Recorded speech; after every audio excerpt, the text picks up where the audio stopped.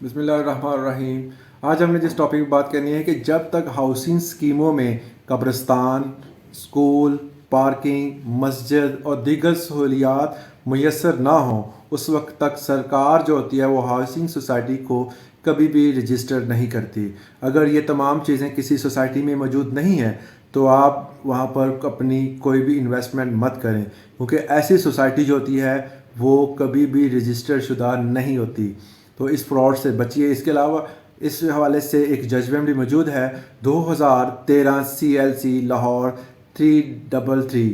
तो इस हवाले से उन्होंने वाज़ह कर दिया है कि ऐसी सोसाइटी जहाँ पर स्कूल, कब्रिस्तान, पार्किंग, मस्जिद और वो जो सोसाइटी में जो ज़रूरियात हैं वो तमाम चीज़ें अगर मौजूद नहीं हैं तो वो सोसाइटी रजिस्टर नहीं हो सकती।